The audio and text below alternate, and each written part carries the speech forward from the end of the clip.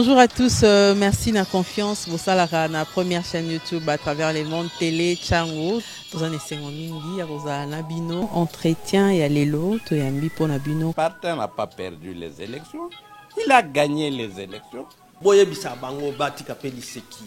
Congolais asia la muki. La muka asala ka ba réflexion ya bien pour na mboka oyo. FCC na la muka ba ebani bien. Manque à confiance ils a déjà. Il n'y a aucune coalition entre FCC et Nalamuka. Le fait que nous gardions jalousement les preuves que nous avons, c'est parce que nous avons un grand respect pour nos frères.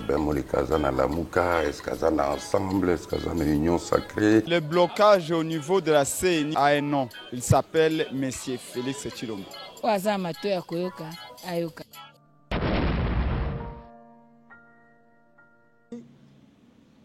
Cher Banamboka, nous avons acquis l'habitude de nous rassembler en ces lieux tous les mardis pour être informés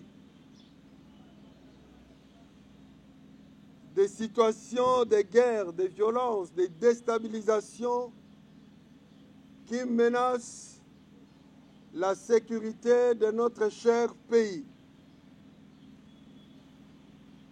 Nous avons souvent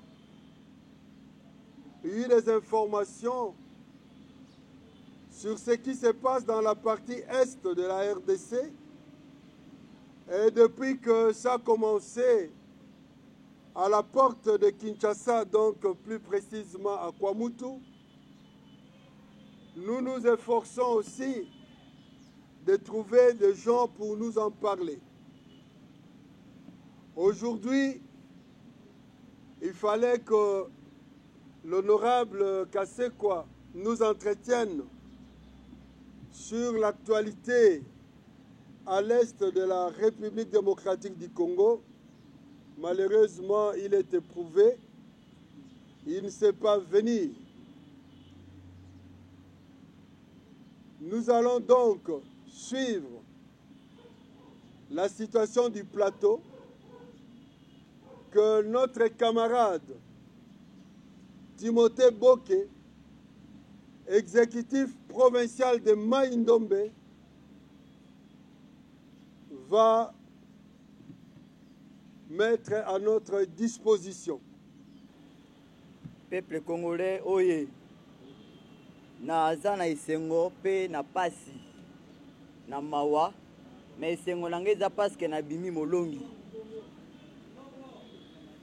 Na lobi naza na pasi pe mawa mais esengo nanga ezali pona bimi molongi. Eza na situation ekomela kinga dimanche na butu attaque moi na eside attaque congolais tolingi te ko permettre koyoka ba makamsu so lokuta o eza na kokende ko bebisa moral a peuple congolais pona conscience na bango po bazwa conscience ya koyeba kembo ke eza na okende malamu te. Ezalaki dimanche na utaki église na zongi ndaku na ezui coup d'appel par rapport ya musala nga na salaka ba bengi nga pona okende ko kuta na mutu moko apesa nga marché pe apesa ki nga marché on eza kolatisa ye la latisa batu babalaka na église na biso kosomela bango ba veste kosomela bango ba chaussures kolatisa bango na kenda ki to kutani pe na frère to solo na ye azui pe mbongo apesi ngai apesi nga mbongo $500 pour na 4 vestes na 2 chaussures na tie mbongo pe na poche aye ko bimisa nga tina izam pour na zwa transport na izam na bandai ko vanda na limité mais soki na longwe limité eza parce que à cause d'insécurité ya ba talibans à chaque temps tozala na ba discussion en plus na se retrouver comme si place on ezaki toujours kaka bango na bango na kende ko zwa ndaku na niveau ya Pascal banya na koti na kokisina même pas une semaine naza na kozonga na matina kati ya bis na kutaki ezalaki na discussion moke bandai discussion te mais ezala mutu bandai ko expliquer azoyebisa azoloba na kati ya bis ke peuple congolais na temps oyo esenge na biso tosepela parce que tozwi mokonzi oyo aza mwana mboka 100%. Botala ndenge amatisi déjà na mois 3 ans et demi asali amatisi salaire ya ba enseignant amatisi salaire ya ba militaire amatisi salaire ba fonctionnaire nyonso azana kosala ba chantier bi place nyonso pour que peuple congolais se retrouve yango na bolanda te batu oyo bazana kolanda sima ya sénégalais ya oyo aza étranger ayebi ne makama mboka te azoya ko district kokosa makama ba $21,000 bolanda makambo wana te me bopesa confiance na président oyo azali po yende mutu aza na souci ya mboka ekende botela ndenge classe ebandi sans difficulté ni makambo ya grève classe ebandi mamo mpona koloba ke baenseignant baza na kati na esengo atake mwana yeside atake congolais place nazalaki mutema na ngai ezalaki esengo te mpe nakokai kosupporte te koyoka babiloko azoloba eza lokuta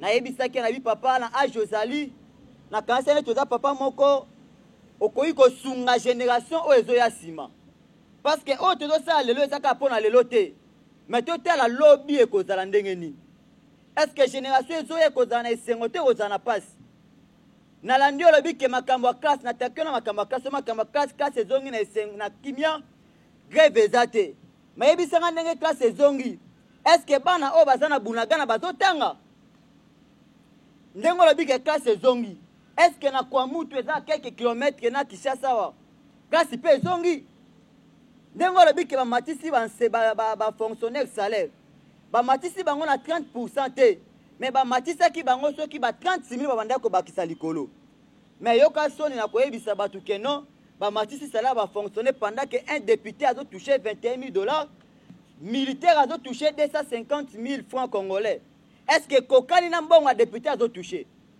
et kokani na mbongo ministre a touché na yebise na bi peut-être pe ozo comprendre te yeba que même $40,000 au bazolo ba ka ministre ba toucher ezala pe bongo te parce que ceux qui vice-président assemblée nationale a touché $200,000 yeba que c'est que ministre azana ba 100 et quelques mille papa eza makambo soni oyo bozana kosala bozana souci ya peuple congolais te mais bozana kena posa que peuple congolais nyokamaka bino bokenda kolobaka makambo lokuta na yebisi batu bazana kati bis na bi papa boyeba ke makambo ayebisi bino eza lokuta réalité eza ke bazana posa ba ko enrichir ba politiciens baza sima na bango mais peuple congolais anyokama soka ayebisi bino ke bopesa ye deuxième mandat na deuxième mandat nda kokipe social peuple mais pourquoi pas cela qui na deuxième mandat a kipe komatisa ba salaire ba député na ba ministre a weli komatisa ngo na premier mandat papa boyo kama makambo alobi te mbala moko place azalaki asiliki est-ce que makambo zolo bozana ba preuve ngana yebisi ba preuve za na TV ba preuve za na ba téléphone parce que ba déclarer que non ba député ba zo $21,000 tomoni mutu moko te akena ba chiffre akena ba preuve nyonso na TV pona ko démentir yango keza lokuta mais nazomona chaque député azoya na ba monter na ba chiffre na ye oyo kota ko ba tezwaka 7,000 oyo kota ko ba tezwaka 16 millions c'est-à-dire makambo e ba lobby eza ya solo oyo sokosa batu en plus zolo ba makambo lokuta na kacha bis est-ce que makambo zolo beza ya solo zelanga na kolakisa yo direct azu téléphone abengi kobenga ki asignale bango lobi ke non tozana mutu moko azolo ba makambo lokuta boya po bokanga ye elle te commis à niveau de GA 15e rue na route na prince ya nani ya Poilou to commis na 15e rue ba bengi ye o commis wa tozana 15e rue ça va tozana kolanda to ye ko koma na debonom ba signale ba bike biso déjà to l'équipe bino na keti elle te commis kaka presque na Western Union ye papa azaki na kati ya bi chauffeur na okita elle mutuka ya DC7 kangi mbala moko keti kale biso liboso 4 personnes bakiti na kati ya mutuka wana na 4 personnes bakitaki baye bakoti ti na kati ya mutuka na DC7 tozalaki batuni wapi papa na biyeyo mbala moko babwilinga wana batu bazana kati ya mutuka balingi ba déclarer balakisi ba carte za bango ba carte pe mona ki bien te est-ce que baza ba bureau de solo to baza ba nani to comprendre kite mbala moko bazwinga bakitinga na kati ya mutuka babwakinga na kati ya keti babwakinga na kati ya keti to bandiko kena bango na lingaki na ganga bazwi chemise na ngai zalaki ya likolo pona zalaki na polo oyo zalaki na kati chemise ne zalaki likolo babendi chemise bapasoli chemise wana bakangi nga na mutu na munoko moya na ganga su ezalaki te bameminga kote to bandai kokende na yebi te to se retrouver quelque part baye kokitisa nga na keti mais place yango ezalaki molili makasi na mwa bazamba do bandako moko babandi kopoze nga bakestion na mutu azalaki neti chef na bango abi eske yo makambo ozoloba eza ya solo makambo yo ozoloba eske eza vrai ke yo ozala bapreuve okodeklare makambo ozoloba na kati ya bisi nga nabi papa nga nalobi makambo ya mabe te nalobi makambo oyo naza na koyoka mpe oyo naza na komona na misu na ngai nde yango wana nga nalobi atake peuple congolais mais nalobi te ke atake nani nabi yango atake peuple congolais alobi awa na minute oyo ndenge oza na maboko na biso oza entre la vie et la mort soko ndimi proposition na biso yebaki okovivre vie na yo mpe ezobonga okovoyage okokende na poto okende kovanda kuna obongisa mpe famille na yo mais soki oboyi proposition na biso yebaki okobima awa na vivant te okobima awa ebembe na yo ekotikala awa place nazalaki deja naokaki neti esprit moko boye neti kimia moko boye kotela nga na motema parce que nazalaki toujours na attitude ya prière mbala moko ya bayebisinga bongo bafongoli portière ya kete bakitisi babimisi 3 machettes bazwi 3 machettes wana baye nango pembeni na nga balobi ke tozosala yo video oyo tozosala yo ozodeklare oyo biso tozoyebisa yo na kati ya video tozopose yo baquestion tozosala neti tokangaki yo na mutuka na bamachete oyo misato alors tozopose yo question machete oyo outi nango wapi ozwaki yango mpe wapi tozopose yo question wana réponse na yo eza boye machete oyo bakaboleli biso mpo na marche tokosala le 15 bakaboleli biso na chaise na biso pour ke na jour wana muluba nyonso okutani na nzela ifo tokata ye soki tokopose sous question machete oyo babandaki kokabola bino nani na nani azalaki wana yo okotanga bato bazalaki na kati ya assemblée wana babandaki kokabola bino okolobake no Martin Fayulu azalaki wana CG de Vos kitoko azalaki wana mais mutu asimbaki bambele bandaki kopesa moko na moko ezali Prince Penge po soki olobi bongo bakointerpele bango alors yo bakokanga yo okovanda na okeke te na prison mais okozala bien sécurisé okozala kimia soki babengi bato wana bakobenga bango après avoir koyoka bango oyo nyonso justice akosala bango mpe eloko ya mabe te wana nde bango bazoloba akosala bango eloko ya mabe te ozalaka kobenga bango mpa bato yoka bango apres yo kaka soki bango baye yo tobimisi yo mbala moko tofe voyager ovage oke na yo poto okevanda kunya na poto moto akosala yoko akozala te parce que awa nde eza biso soki yo ndimi ozobima vivant mpe ozobima na esengo mais soki oboyi kaka bamachete eza pembeni na yo ekoboma yo place nazalaki mbala moko esprit eyeli ngai mpo natanga histoire ya Yuda atekaki Jésus réponse na ngai ezalaki claire na répondaki bango nalobi est-ce que boyebi ke Juda atekaki Jésus na Juda oyo atekaki Jésus na Jésus nde nakufaki moto ya liboso napozaki bango question wana na Juda na Jésus nde nakufaki moto ya liboso n'est-ce pas Juda bali pourquoi poser question wana bi oui parce que na système ya kozala traître yeba question koza traître moto ya liboso akokufa eza yo avant même mutu oyo trahir akufa alors nandimi c'est mieux nakufa nga moko ke nakufa na batu ebele ou nakufa nga moko que peuple congolais a continué toujours ko souffrir c'est mieux boboma ngai histoire na ngai suka mais soki bobominga masumu na nga nyonso oyo nasala ekokita likola mutu na bino nga na kokufa na nga motema pembe mpe na komona Yesu nazala na susi ya komona ye alors natiki nyonso na maboko na bino bosala nga oyo bolingi ar nalobi bongo directement parce que la mitard nazalaki sunga te mais nasentiraki déjà que non vraiment naza déjà rempli na Saint-Esprit ar na yebisi bango bongo moko wana mosusu azongi wala mosusu aya abeti ngai lokolo awa na mokongo abeti ngai na kwei alobi zoba chance na vie yaka mbala moko yo ozokate chance oyo kasi ozwa chance na vie na yo yo kasi mutu neti Martin Fayulu akokabelo ata $500 ata $50 apamba mpona bazalaki deja babotolinga nyonso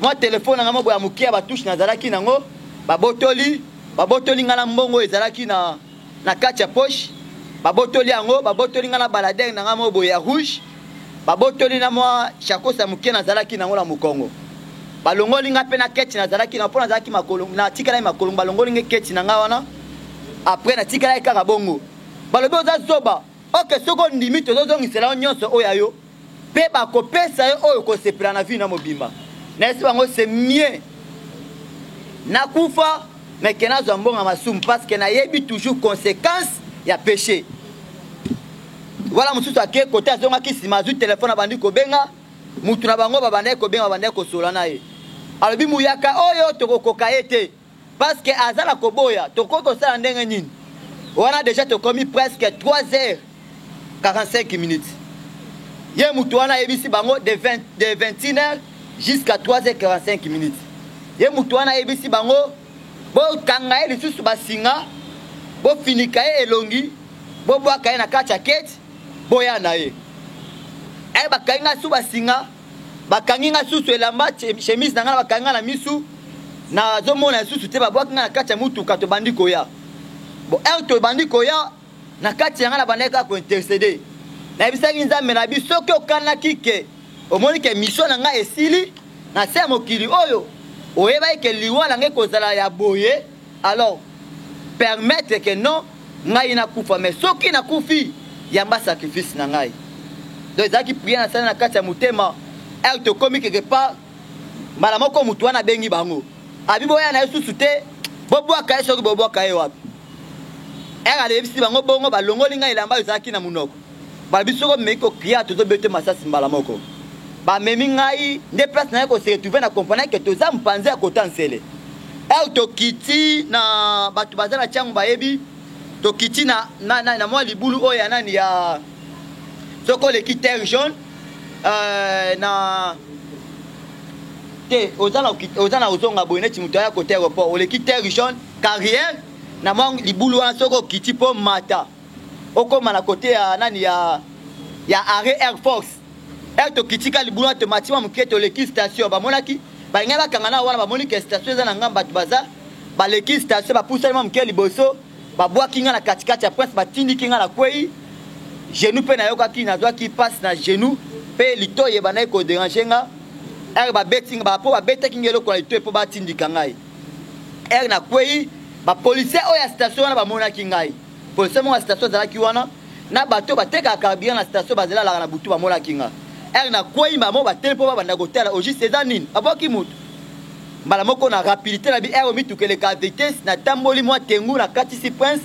na bandi kokita place ya station tokutani na policier wana mpe abandaki koya komata tokutani na ye atuni nga nini ngai bi te baboki nga babi tomoni nde baboki yo na kati ya keti ngai babaki nga na kati ya keti oyo tala ndenge elandi parce que ezalaki apolo te ezalaki chemise ezalaki opasola même pantalon mpe ya kati pantalon nalati na kati mpe eza tout ya kopasola babime boyi ndenge ngai bi te na bandi kobetela bango lisolo ndenge ezalaki nde bayebisi nga babi si c'est comme ça il faut benga soit famille ou benga obe bandeko na bino mso eza mpona polo te nga bipolo ezalaki na kati nde babandi kosirika babimakama bato bazosala bato bazonyoka mananu me bango bazocontinue toujours kosala kaka bato boye jour peuple congolais kotelema je pense bato ya idps oyo bakokima nde navandaki wana nasengi bango atake bato bandeko bandimi bapesi nga mpe minute nabenga nameki kobenga na famille pour ke bamemela nga telefone mpo nako kozwa mamero ya quelques membres ya parti oyo nazalaka nango nde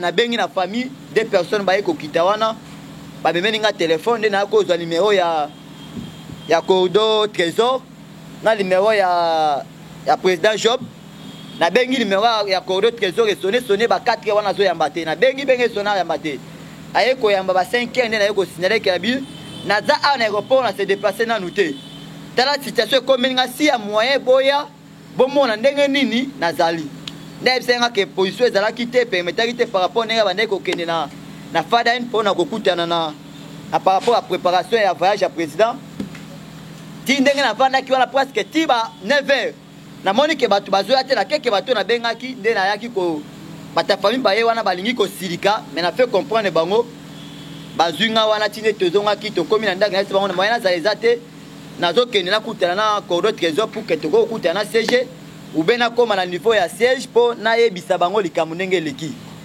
nde yango wana nayaki ti ndenge toluka tobengi CG alobaki ke non nakosala effort tokutana na bino.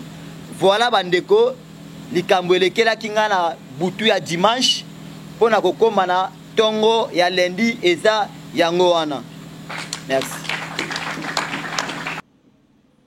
Madame la vice-présidente de l'engagement pour la citoyenneté et le développement, SID en sigle, Monsieur le secrétaire général, Monsieur le secrétaire général adjoint, chers exécutifs provinciaux, chers chefs de section et tous les invités qui sont présents, encore une fois, je suis très content de me présenter devant vous afin de répondre à une exigence que le SID a fait sienne, celle de parler de la situation politique, la situation sécuritaire du pays tous les mardis. Alors, comme vous le savez, Kwamoutou, c'est une partie du territoire national. Donc, quand Kwamoutou est en insécurité, le SID ne peut pas zapper cette partie du territoire national. C'est pourquoi, aujourd'hui, nous sommes encore revenus afin de parler de l'insécurité qui se vit actuellement dans le territoire de Kwamoutou, dans l'ancien district de Plateau, dans la province du Maïndombe. Comme nous avons dit ça lors de notre première intervention, tout a commencé par de petits affrontements entre des communautés. Il y avait la communauté Teke et la communauté Yaka, qui, le dé, vivaient ensemble depuis plusieurs décennies sans avoir des affrontements. Alors, brusquement, les affrontements ont commencé et lors de la première intervention, nous avons eu à donner ce qui pourrait être à la base de ces incidents. Mais si nous sommes encore revenus aujourd'hui, alors que la situation avait déjà été abordée et que nous avions souligné qu'il y a eu une délégation du gouvernement national qui est descendue là-bas pour mettre du calme, et si nous sommes revenus, c'est pour donner encore plus de précision sur la suite de cette délégation gouvernementale. Donc, il faut retenir que la délégation gouvernementale qui était arrivée sur place à Kwamoutou n'a fait que 2 jours sur place. Parce que Kwamoutou n'a pas un bon réseau de communication. Si vous avez des téléphones Android, c'est 2G. Donc, vous ne pouvez pas facilement vous connecter sur WhatsApp. Donc, sur WhatsApp, c'est vraiment très difficile. Il n'y a pas de bons hôtels. Donc, si vous êtes là, attendez-vous à manger ce qui est vulgaire, ce qui est préparé, pas par des spécialistes. Vous ne pouvez pas manger ce que vous désirez. Vous serez contraint de manger ce qui va se présenter devant vous. Donc, il y a certaines situations qui ont fait à ce que les membres du gouvernement qui étaient descendus là-bas ne puissent pas continuer, ne puissent pas traîner là-bas. Ils ont décidé juste de rentrer et d'appeler la population à rentrer dans leur territoire. Alors que cette population avait fui parce qu'il y avait insécurité. Mais maintenant, qu'est-ce qui se passait? Après beaucoup d'exercices, les affrontements ont multiplié encore et encore. Et au stade actuel, la population de Kwamoutou a perdu à peu près 75% de la population qui, tous ces gens-là, ont fui les affrontements et sont dans des villages voisins. Par exemple, il y a un grand groupe qui est dans la ville de Bandundu, il y a un autre groupe à Mouchi, un autre groupe dans des villages qui sont dans les territoires de Bolobo, et ce qui fait que la situation humanitaire puisse devenir vraiment intenable. Vous voyez par exemple quand les gens fuient les affrontements, quand ils quittent un millier pour un autre millier, alors qu'ils ne se sont pas préparés, je ne pense pas qu'ils vont porter avec eux tous leurs biens. Ils n'avaient pas tous leurs biens, ils ont fui comme ça, ils sont arrivés par exemple, ceux qui sont à Bandundu sont en train de souffrir. Ils n'ont pas d'assistance humanitaire, ils ont été logés dans l'ancien marché central de Malébo. Certains sont au niveau de la mairie. La situation est vraiment intenable sur le plan humanitaire. Donc, ça demande vraiment une assistance humanitaire pour ces gens qui ont fui les affrontements dans les territoires de Kwamoutou. Mais alors que nous avons des soldats qui ont été envoyés, 200 soldats qui ont été envoyés à Kwamutu, ces soldats-là sont restés à Kwamutu et tentent de faire quelques incursions pour ensuite rentrer à Kwamutu. Or, là où il y a des affrontements, ce n'est pas dans la cité de Kwamutu, c'est à l'intérieur du territoire de Kwamutu. C'est dans des forêts que les groupes rebelles-là sont là, et ce groupe rebelle tente de sortir pour venir agresser les paisibles citoyens.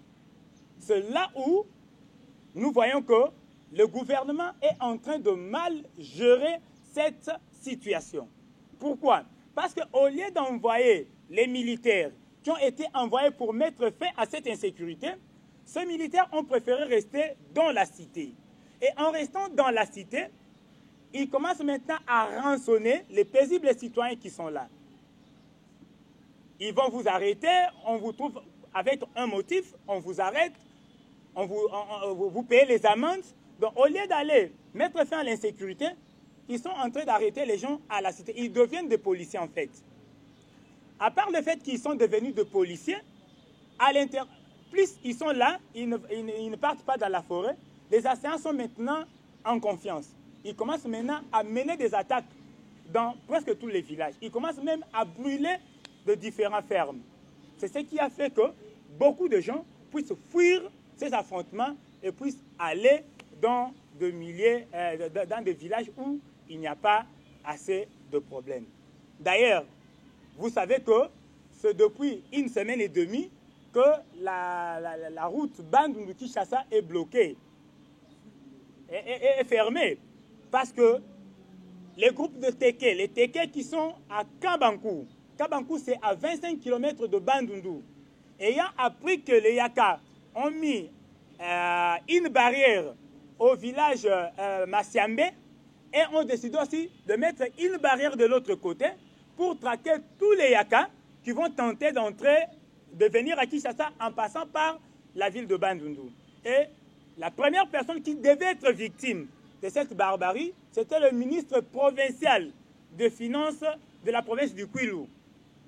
Ce fils, c'est un fils congolais qui est Yaka d'origine, mais qui depuis un certain temps ne vit pas dans ce coin, qui ne connaît rien autour de cette insécurité, se vit un groupe de gens devant lui, lui demanda tout simplement à tous les passagers qui étaient dans le bus, y compris les policiers, de pouvoir descendre, et qui ne sont pas des policiers, et qui ne sont pas les agents de l'ANER, de pouvoir vérifier les identités. Ils ne sont pas des policiers, ils ne sont pas les agents de l'ANER, ils ne sont pas les agents de DGM. À l'intérieur de ce bus-là, il y a des policiers qui protègent le ministre, mais elles doivent regarder leur identité. Et ils ont failli tuer le ministre provincial de Finances. Comme conséquence, on a demandé à ce que tous les transports qui quittent Kinshasa pour Bandundu via la nationale numéro 17 ne puissent plus partir. Donc, Bandundu-Kinshasa, Kinshasa-Bandundu, c'est bloqué. Si vous voulez voyager, voyagez par avion ou voyagez par baleinière. Voilà l'une des conséquences. D'autres conséquences sont énormes.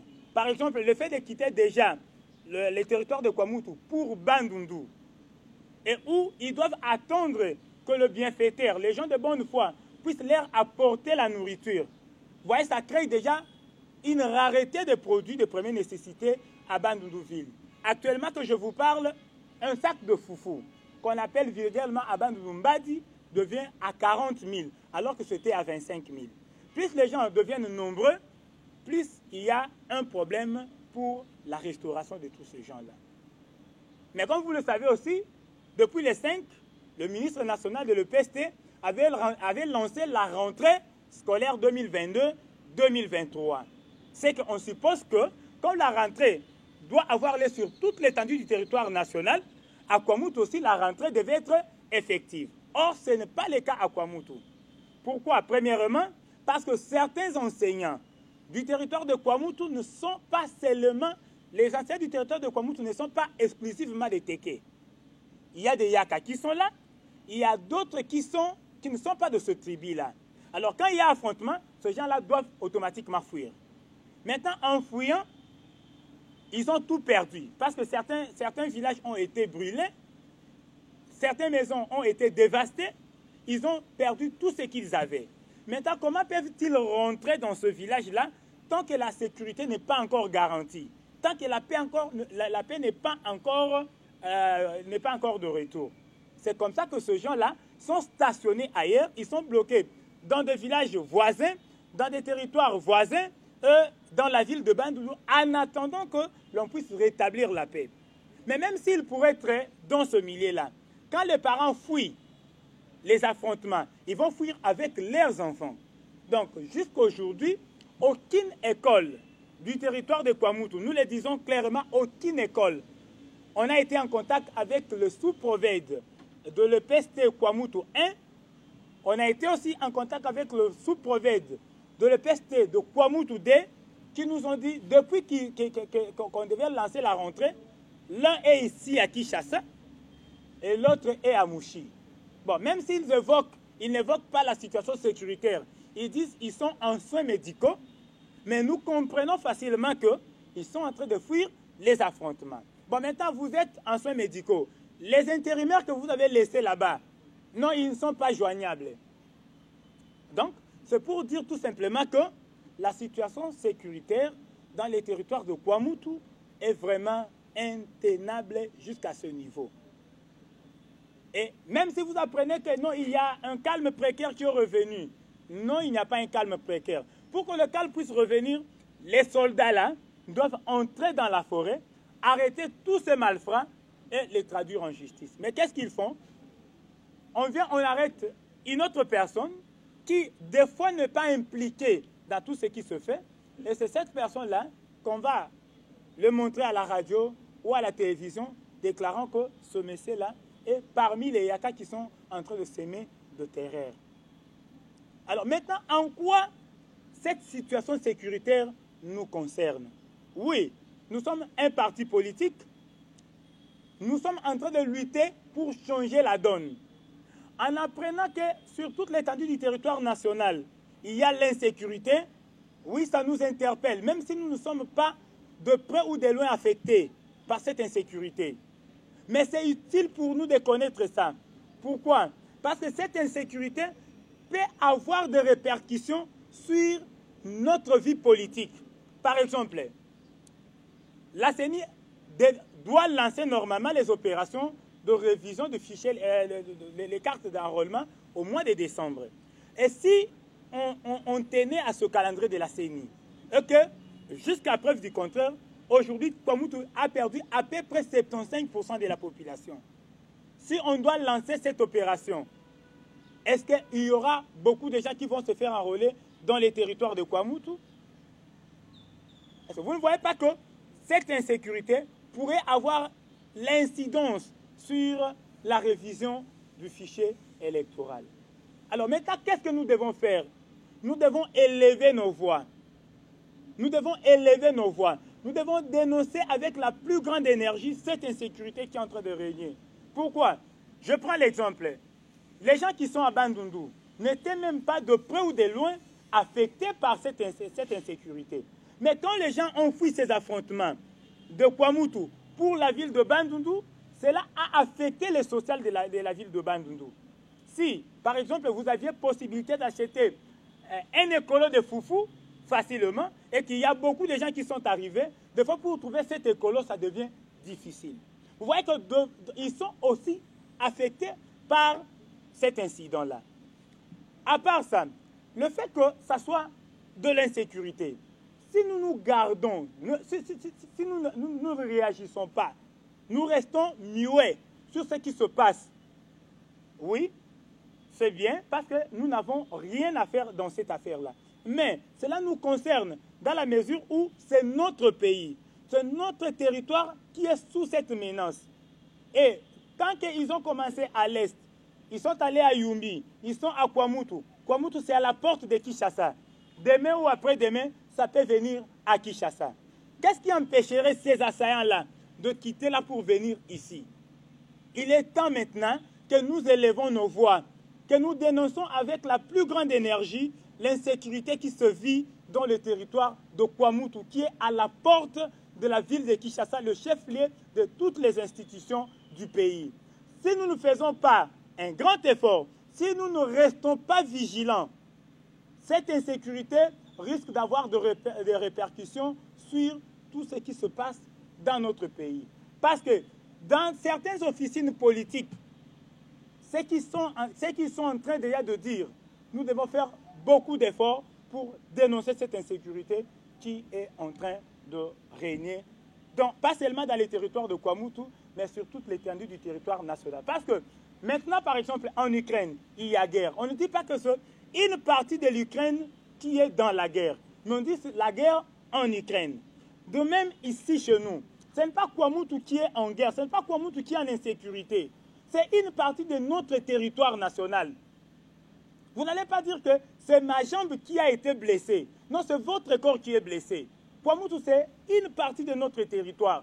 Et quand le territoire est attaqué, ça doit interpeller tous citoyens congolais pour que nous puissions ensemble élever nos voix et trouver une voie de sortie dans cette crise qui est en train de grandir du jour au jour. Je pense que c'est l'essentiel du message que je pourrais donner à l'ensemble. Ce n'est vraiment pas une question. Est-ce que, monsieur l'exécutif, vous nous confirmez, parce que vous avez parlé en termes de rebelles qui sont en brousse, est-ce que vous nous confirmez que... Est-ce que vous nous confirmez qu'à Kwamutu, il y a des hommes en armes autres que l'armée régulière? C'est ma question ou ma préoccupation. Mais je voulais donner un petit conseil à notre ami qui a témoigné. S'il peut nous contacter demain, bon, ou ce soir, pour que tu déposes plainte contre l'inconnu. On ne sait jamais.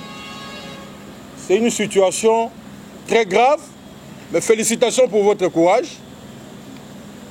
Et un conseil à tout le monde. Il faut que vous ayez un numéro bisognoso. Il faut que vous ayez un numéro Yamokonzi na yo. Moi, je ne peux pas manquer le téléphone d'un numéro à secrétaire général ou bien à Badjon Abango. Ou bien Bandeko Baza, responsable à district, exécutif. Donc, quand vous appelez le secrétaire général, qu'est-ce qu'il peut faire à ce moment-là? Dans un côté, il y a un moment de turbulence. Donc, c'est important. Dans le témoignage, il y a les GT. C'est-à-dire qu'il y a un droit Mutambu, guet-apens. C'est-à-dire que les gens sont déjà Mitambu. Et ils ont la place qu'on soit faille. Donc, ceux qui sont ici réunion sont au monde rapidement pour que tous soient à disposition. Mais félicitations quand même, na courage. Merci.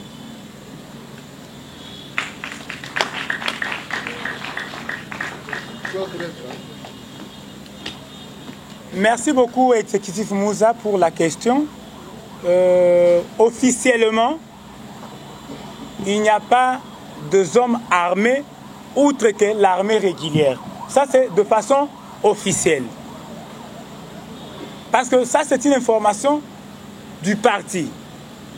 C'est le parti qui est en train de donner une information. Et nous devons baser sur ce qui est officiel. Certes, il y a certains murmures au sujet de ces hommes-là. Mais, comme nous ne sommes pas encore descendus là-bas, faire une enquête minutieuse. Donc, il serait sage de rester sur ce qui est formel. La peut-être il va comprendre. Donc, il est vrai que Makelele wana tozo yo kayango. Batu mususu bazo loba yango. Mais biso parti to commune nous sur place te pour enquêter sur situation wana. Parce que hormis le fait que tous les membres à parti, tous les peine organes et après ça to travail aka. OK, ça il va comme avec carte nanga la presse na rekota facilement, na ko sa enquête comme il se doit. C'est comme ça que de façon officielle, nous disons seulement ils nini a tenu le combat entre Bateke na Bayaka. Même si officieusement nous apprenons d'autres choses. Mais on ne peut pas le livrer maintenant parce qu'une enquête minutieuse n'a pas été encore amorcée pour avoir... bandeko na biso ya Bateke na Bayaka eza makambo na bango ya kala eke bayokanaka te banda kala oke biso bayi misusu ata toza bato etuka wana te totikala koyoka te ke Teke na Yaka babundaka nini koyi koyebisa biso toyeba version originale nini yango ezalaka kati na bato mibale oyo.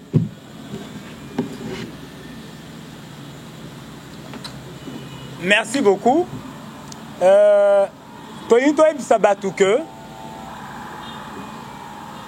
De façon classique, territoire eza babenyango plateau de Bateke. Donc, ezalaki territoire moko ya munene o ezalaki na kati ya territoire ya Mushi. Tango bakaboli baye sa décentralisation 1986, nde baye kosala que territoire à Mushi ba éclaté yango na 4 territoires à mike. To komi na territoire ya Kwamutu, to komi na territoire Kwamutu o bazaki obenga Bateke Sud, et komi territoire Bolobo o bazaki obenga Bateke Nord, et komi territoire na Yumbi o bazaki obenga Monkana, et komi territoire plus Mushi e moko etikali. Donc selon histoire, ezali territoire, eza plateau ya Bateke. Mais lokola toyebika la constitution, mutu nyonso aza libre kofanda la place nyonso alingi. Donc depuis bane ebele kutu biso toza bana mitobotami kutu te Bateke na Bayaka ba vivraka kimia sans problème. Donc problème wana etikala koyokana te. Comme preuve nga o nazo betela bino lisolo nazali assistant ya deuxième mandat na ISP Kwamutu na kena kuna régulièrement. Et puis kuna lokola bazana ba système ya kotia ba organiser ba site to ba extension ya ISP na bango na bamboka minene c'est que hormis Kwamutu na kena bamboka ya mike o ezana kati ya Kwamutu place batia ba extension ya ISP wana. Donc histoire ya territoire ya Kwamutu, territoire à Mushi, territoire à Bolobo, territoire à Yumbi na ya Kutu en tout cas na kobosa na yango te. Donc bref batwana bafana batalaka kimia.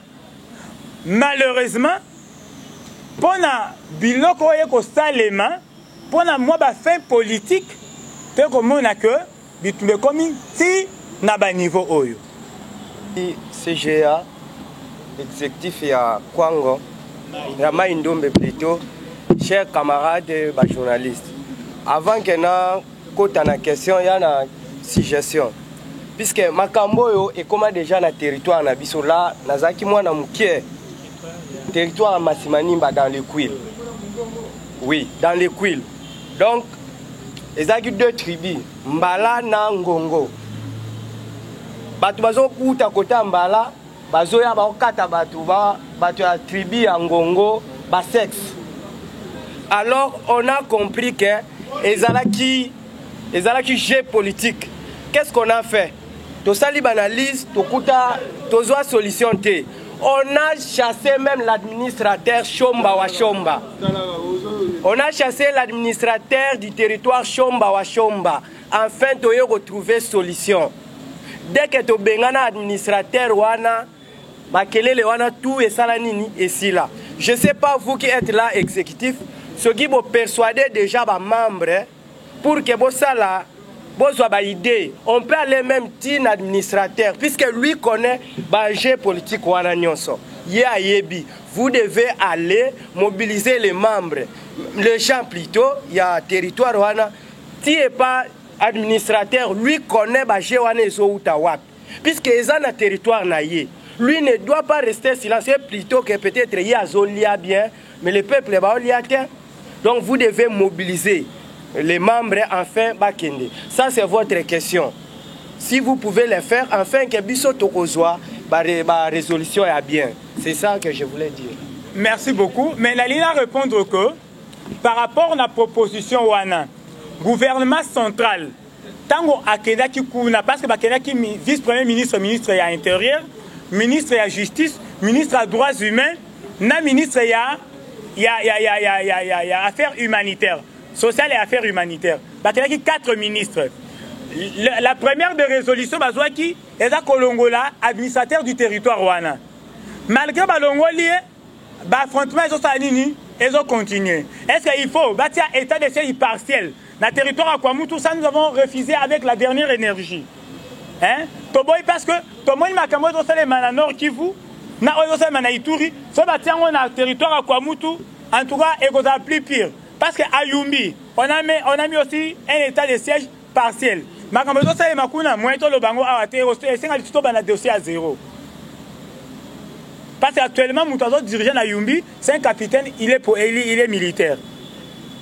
Donc, nous avons refusé avec la dernière énergie que installer état de siège partiel dans le territoire Yakwamutu. Donc, administrateur du territoire, on a Alungwa qui déjà, ça fait 2 semaines. Mais, franchement, ils ont continué. Le vrai problème est Zanine. Le vrai problème est la guerre, il y a l'électorat. Mais, le coup de est peut-être un balassement, tu connais quoi que l'obéla. Et loko ya liboso na lingi na pesa information na ba cadre ba membre nyonso ya parti que à partir ya lelo à 13h heure de Kinshasa le président élu le commandant du peuple Martin Fayulu Madidi a pris l'avion direction États-Unis d'Amérique. Donc à Kokoma lobby na Washington. À côté kala na États-Unis na ba contact politique. À quoi animer ba conférence ya minene. Après États-Unis à Kokende Canada. À continuer ba contact politique na ba conférence na ba université ya minene. Sotia silisi étape ya États-Unis na Canada. À Kokita na Europe. Et à partir de là, à cause de contact politique, na ba dirigeant ya Union européenne, na ba pays influents ya Europe. Et de l'Europe, il va prendre l'avion pour entrer à Kinshasa. Alors, vous allez comprendre que voyage wana et que soit président élu 2 mois. Donc, il sera absent parmi nous pendant 2 mois ou 2 mois, quelques jours. Alors, chers camarades, chers Banamboka, Tosenji Bino Nyonso, vous comprendre que pendant l'absence, il y a président élu. Le parti doit et va continuer à fonctionner normalement. L'activité Nyonso, il y a semaine dengue to salaka. Ça va se poursuivre normalement. Et l'union, il y a lundi, tout de suite réhabilité, il y a des sectionnaires, il y a des responsables, il y a des structures spécialisées. Chaque lundi, réunion, il y a mardi, oh, il y a l'élo. Et que se poursuivre normalement dans le monitoring, il y a situation sécuritaire, il y a Mboka Nabiso. Réunion, il y a jeunesse, il y a jeudi, il faut continuer normalement, les jeunes.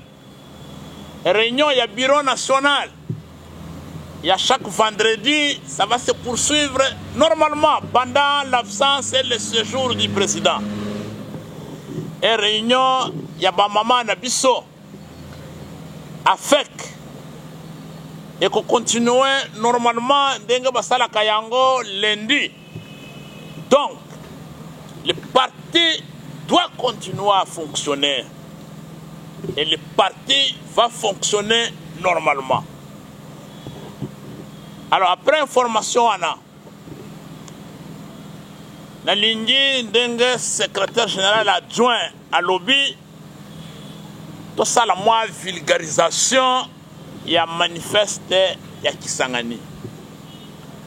Madame la vice-présidente Maman Marie-Jeanne Louaka, Monsieur le premier secrétaire et deuxième secrétaire général de l'ECID, chers membres du bureau national, chers Banamboka, manifeste ya Kisangani ezali nini? Manifeste ya Kisangani ezali résumé, ezali condensé ya programme ya gouvernement ya SID. Oyo commandant du peuple, le président élu Martin Fayoulou porte en tant que notre leader. Ezali qui adopté na Kisangani. Et lancement officiel ya manifeste na biso, ya programme ya gouvernement na biso, lancement officiel et le kaki samedi oyo le 10 septembre 2022 na cercle Boboto na commune ya Kombe. Alors ce qui mutu atuni biso programme na bino ya gouvernement et ça na contenu nini? La réponse est claire. Na programme na biso ya gouvernement oyo commandant du peuple a porté ce qui tozui pouvoir de reconquérir victoire ya peuple congolais au Bayibaki na 2018 na 2023 après avoir reconquis la victoire du peuple tout appliquer programme wana contenu ya programme ya gouvernement na biso ezali résumé en 18 points. Tobenyango 18 défis qu'il faut relever pour que tout développer un bon cannabis. Maintenant 18 défis wana commandant du peuple a regroupé yango en 4 blocs. Il y a 4 blocs, 4 parties. Il y a 18 défis wana. Bloc ya liboso, parti ya liboso ezali otobengi ba prérequis, ba préalable. Ya mibale ezali ba priorité ya gouvernement. Ya misatu ezali ba défi qu'il faut relever. Et ya mine ezali élargissement ya budget pour que tous soient mis solo ya ko réaliser ba priorité na ba défi. Et après, na mine wana tozali na ba réforme constitutionnelle. Constitution na biso, tout ça na ba article oyo eza prévu, tout ça la réforme notamment article lié à l'élection présidentielle, faut tozongi sa deuxième tour ya élection et article lié na makambu ya nationalité. Alors, pour aujourd'hui, na 4 parties wana prérequis ou préalables, les priorités, les défis, élargissement et réforme constitutionnelle, na kolobela muke na banda na ba prérequis, na banda na ba préalable. Et ça y est au nombre de 4. Na kolobela mibale. La semaine prochaine, tu continuer mibale pour que ba camarades ba retenir biloko wana. Vous à la mesure na ba cellule na biso, na ba sous-section na biso, na ba section na biso, na ba district na biso, na ba structure spécialisée, ba résistant, ligue de jeunes, AFEC, bureau d'études. Tous à la mesure il y a pour expliquer programme wana. Il faut que la nation, il faut que les autres qui nous écoutent soient rassurés que nous connaissons ce que nous voulons et nous savons ce que nous voulons faire. Alors, parmi les prérequis, prérequis ni kolobanini, préalable ni kolobanini, et ça makambu oyo namboka, ce qui est vandité, même investisseur à koyate, soki makambo wana eza na mboka te evandi bien bobongisi yango te okotambola mokili mobimba neti Tshilombo epuis okosilisa mandat sans que même pas kambiste moko ya poto aya koinvestir.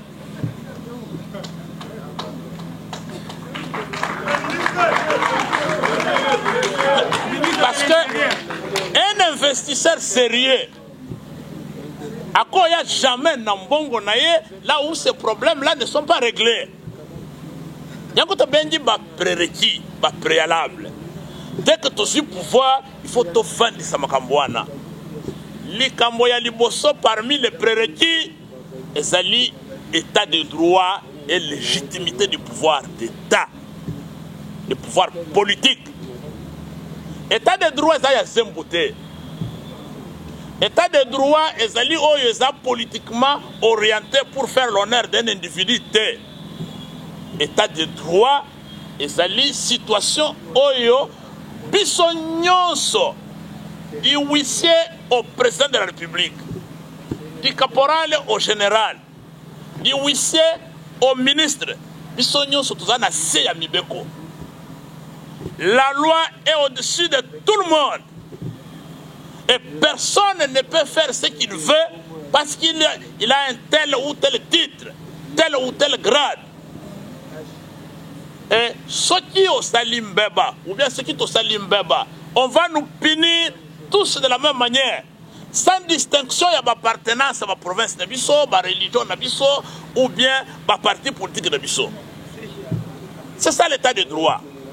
Mais l'état de droit, il faut l'accompagner. Na pouvoir outi na volonté ya peuple. C'est ça la légitimité du pouvoir d'État.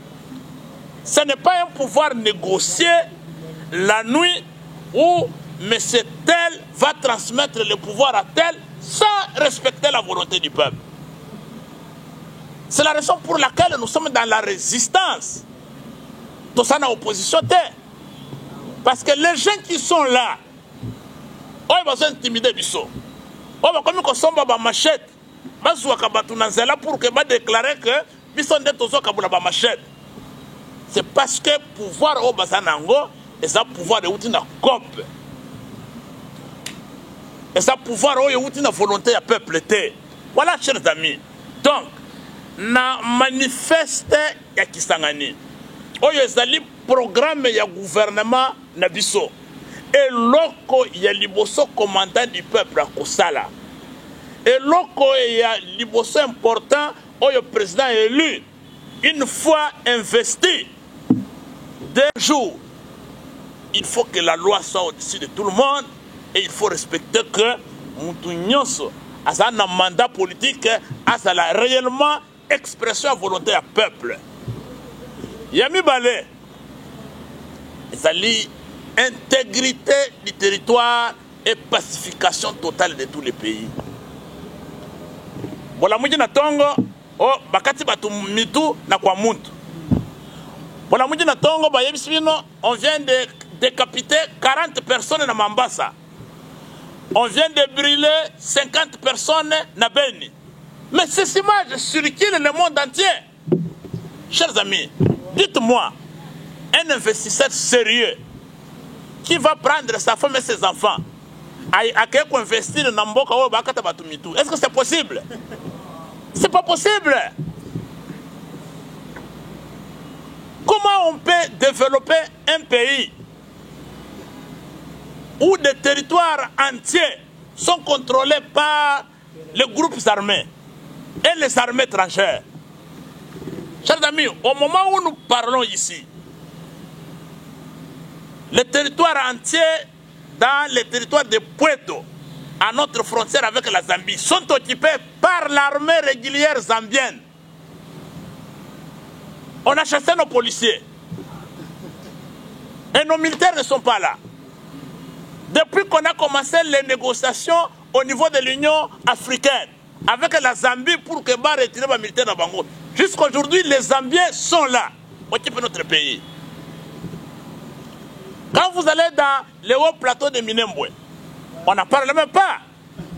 On n'en parle même pas. Minembwe, lui-même en tant que territoire, est occupé par les Rwandais. Et côté Fizi, les Burundais occupent des territoires entiers. Au Nord Kivu, vous connaissez la situation. Le Nord Kivu est pratiquement contrôlé par les Rwandais.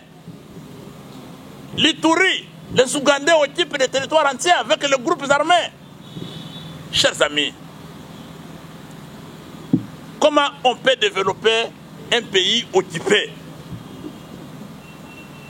Quel est l'effort de développement que vous pouvez réaliser? C'est nul. Au niveau interne, la protection de l'intégrité territoriale du pays concerne la sécurisation de nos frontières. C'est pourquoi le président élu avait prévu dans l'ancien programme et qu'il a renouvelé le programme Yassika. Une fois au pouvoir, parce que notre pays est beaucoup plus menacé dans la partie orientale, est et même australe. Il faut mettre en place une unité de surveillance des frontières et d'alerte. Sous forme, il y a mire moko, il y a sécurité. De façon constante, qui entre et qui sort dans notre pays.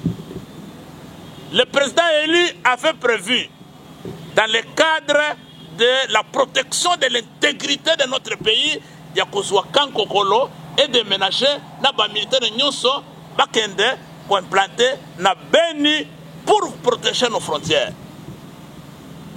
C'est ça. Mais la protection et l'intégrité de la frontière Nabiso implique aussi que le pays dans son ensemble à l'intérieur est à la pacifier. Aujourd'hui à Kinshasa, le Koulouna menace tout le monde. Personne n'est à l'abri. Personne n'est à l'abri. Partout. Mais comment on peut développer un pays où les jeunes gens peuvent se réveiller un matin, attaquer n'importe qui sans moyen de défense? Voilà pourquoi, chers amis, la formation et l'entraînement de nos services de sécurité et de défense, leur rémunération, leur logement, leurs soins de santé, c'est une priorité dans le programme du gouvernement. Yango wana elingina sukisa soki ozali chef de cellule, soki ozali chef ya sous-section, ya section ou bien ya district ya SID, na réunion tokosa la semaine oyo, il faut inscrire point moko le manifeste de Kisangani. Yebisa ba membre nyonso ke manifeste de Kisangani o bosoyo kana baradio na ba télévision ezali kombo ya programme ya gouvernement na biso. Oyo commandant du peuple amemi. Contenu nango ezali boye obandina nous expliquer état de droit na intégrité territoriale et pacification de notre pays. Chilombo ayeba kasala na été. Chers amis, les premiers fonctionnaires de l'État, selon la Constitution, est lié. Mais il y a déjà premier fonctionnaire, au yebi salaire na yote. Est-ce que c'est normal? Mais à yebi salaire na ye, mazoyo kasoni kolomba par rapport à pasi ya ba Congolais. Salaire ya Chilombo est défini na loi portant statut des anciens chefs de l'État en RDC. La loi wana elle a mis clairement que l'ancien président de la République touche 30% du salaire du président en exercice.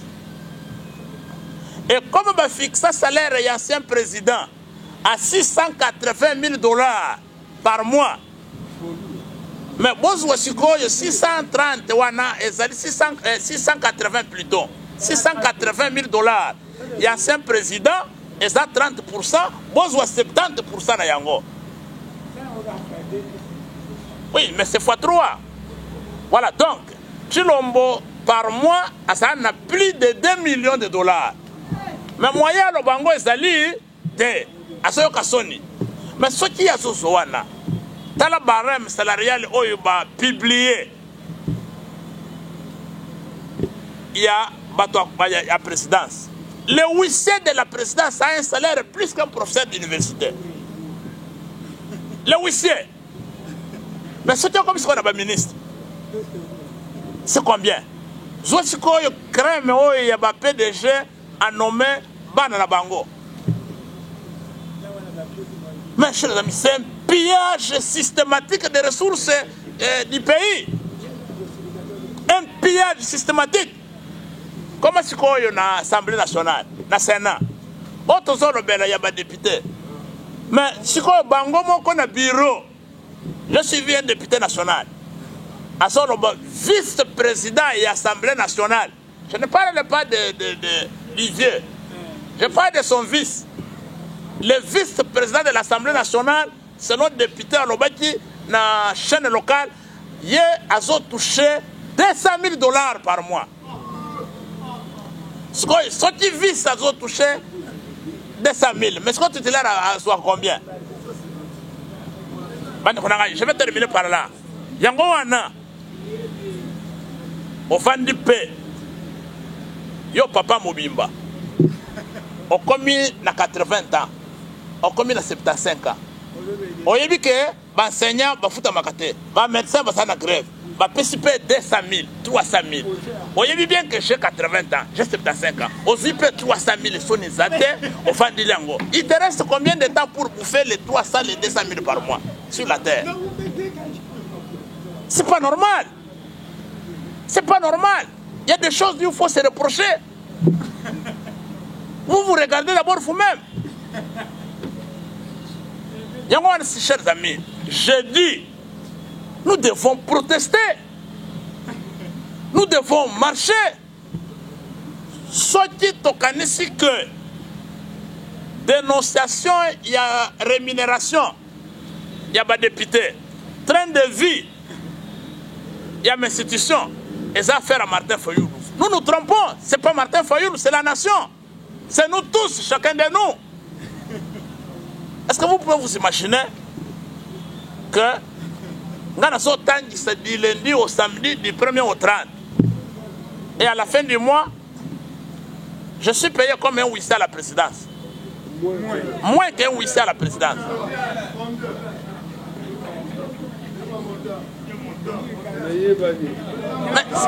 Mais c'est clair, un professeur d'université touche $1 300. Ouais.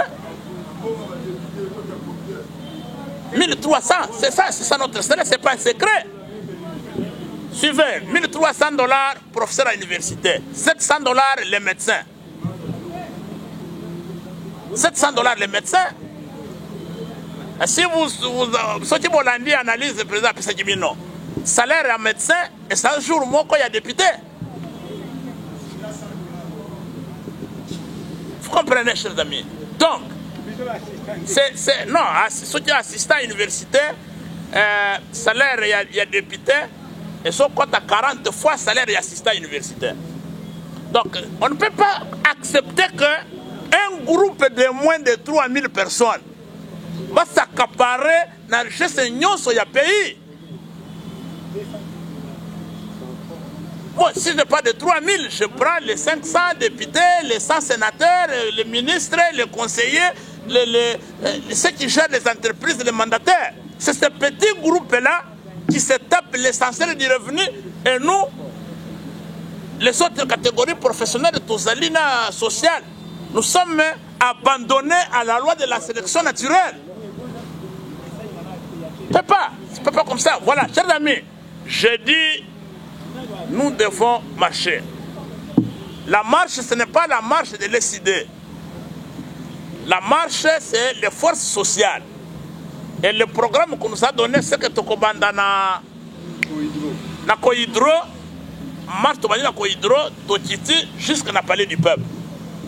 Il faut que la mobilisation soit à la hauteur de notre déception. Demain, c'est mercredi, nous allons organiser nos unités, nos forces, pour que jeudi, tous à la nombreux na station Kohidro, pour que manifestation wana et empêcher batouana de continuer à na vie de biso. Objectif na biso ezali moko. il faut d'abord que Mbosso arrête la rémunération de Bazosala. C'est le Parlement qui vote le budget pour l'ensemble des services. Il faut d'abord qu'on arrête. Ensuite, parce que Bongo Oyo Bazo pesa batu, et ça prévu le budget, et ça violation il y a la loi des finances. Il faut que Mbosso et son équipe, Bureau Mobimba, l'Assemblée nationale, va démissionner. Il ne faut pas démissionner. Il y a un lingi na yebisa ba chaîne na biso. Bitumba oyo tozo bunda. Bitumba oyo toza engagé pour que l'institution politique va réduire le train de vie na bango. Va redistribuer le revenu national. Bisonyo sous abatu. Et ça bitumba contre les députés mon côté. Et ça bitumba dirigé contre les députés na bisoté. C'est le combat pour la nation. Donc il n'est pas question. Aujourd'hui vous attaquez un député de l'ECD. Est-ce que l'objet aucun de quoi attaquer un député à Union Sacrée? Est-ce que l'objet aucun de quoi attaquer un député de je ne sais pas de quel parti? Non. Nous avons 4 députés. Ça ne représente rien à l'Assemblée nationale. Rien. Ils ont refusé de prendre les jupes ici. Est-ce que ça a changé quelque chose à l'Assemblée nationale?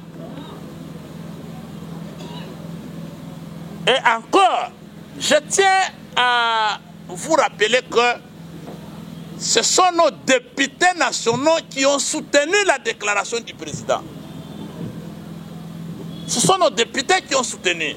Jean-Baptiste Kassekwa, Aleki na ba média, Radio Kapi, Aleki na émission, il y a télévision, a confirmé ba montant au président à Lobaki. Donc nous avons des députés qu'il faudrait protéger. Nous avons des députés qu'il faut respecter. Ce qui fait que, chers amis, Makamboana, il y a quoi attaquer les députés et comme il est visé Moutoumoko, non. Notre combat n'est pas contre un quelconque député. Asala Yabiso, Asala Yaparti Moussous. Notre combat, c'est tous les systèmes de rémunération. Tous les systèmes des institutions politiques. Il y a toujours s'attaquer pour que, va revoir le système Wana, va redistribuer le revenu national pour que tout le monde, alors tous les Congolais, là où ils sont, puissent bénéficier de l'héritage, notre héritage financier que le Seigneur a légué à notre pays. Je vous remercie.